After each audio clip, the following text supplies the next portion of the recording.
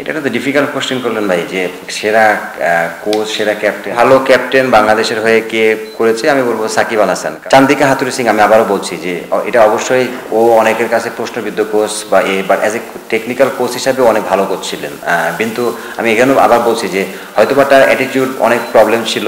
সেরা ক্যাপ্টেনকে, সেরা কোচকে, আর কোন কোচ মনে হচ্ছে যে আপনাকে বুঝেছে কম, আপনার পোটেনশিয়ালটা আসলে কাজে লাগাতে ব্যর্থ হয়েছে? এটা তো ডিফিকাল্ট কোশ্চেন করলেন ভাই, যে সেরা কোচ, সেরা ক্যাপ্টেন। আসলে সেরা ক্যাপ্টেন সবার সাথেই খেলেছি আমি, মুশফিক থেকে শুরু করে আশরাফুল ভাই থেকে শুরু করে লাস্ট খেললাম মাশরাফি ভাইয়ের সময় পর্যন্ত।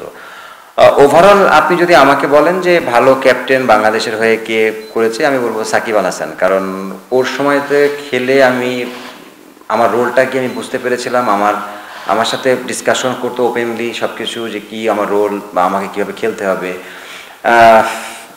চান্দিকা হাতুরু সিং, আমি আবারও বলছি যে এটা অবশ্যই ও অনেকের কাছে প্রশ্নবিদ্ধ কোচ বা but as a technical coach হিসাবে অনেক ভালো কোচ ছিলেন, কিন্তু আমি এখানেও আবার বলছি যে হয়তোবা তার অ্যাটিটিউড অনেক প্রবলেম ছিল, অনেকের সাথে হতো না, বাট আমি ওনার কাছ থেকে অনেক কিছু শিখেছি অ্যাজ এ একটা ব্যাটসম্যান হিসাবে।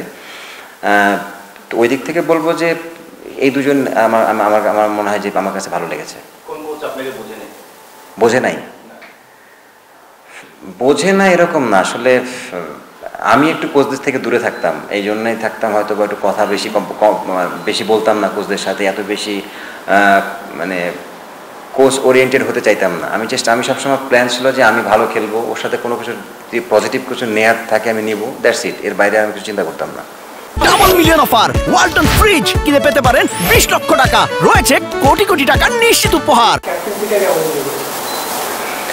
এনজয় করেছি কুমিল্লায় যখন ছিলাম, তখন তো কুমিল্লার ক্যাপ্টেন্সি অনেক এনজয় করেছি। কুমিল্লা আপনি জানেন যে অ্যাজ এ বিপিএল টিম হিসাবে ডেফিনেটলি একটা প্রফেশনাল টিম ছিল, ওই দিক থেকে আমাদের প্ল্যান ওয়াইজ সব কিছু ছিল একটা হাই কোয়ালিটি সব কিছু, তো ওই দিক থেকে অনেক এনজয় করেছি। ক্যাপ্টেন তো আমি কুমিল্লাতেই করতাম, আর এখন প্রিমিয়ার লিগে মোহামেডানের হয়ে করেছি, এই বছর হয়তো বা ডিফারেন্ট কোনো টিমে করব, তো এনজয় করি, খারাপ না, আসলে ভালোই লাগে। দেখুন এই মুহূর্তে এসে আর এসব কথা আর বলতে চাচ্ছি না, কারণ যেটা হয়েছে আমি মনে করি সেটা আমার কপালে ছিল।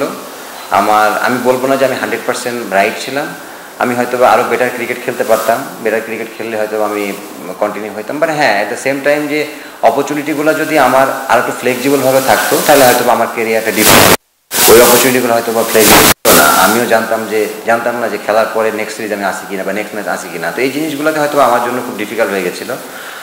আর হতাশা নাই, দেখেন আরও চেয়েছিলাম বাংলাদেশ টিমকে সার্ভিস দেওয়া, আমার পিক টাইমটা আমি ভালো খেলতেছিলাম, চেয়েছিলাম যে আমি আরও দেশকে কিছু দেয়া, বাট ঠিক আছে, আমি বললাম তো আমার হয়তো বা কপালে ছিল না, লাককে আমি ডেফিনেটলি বিশ্বাস করি।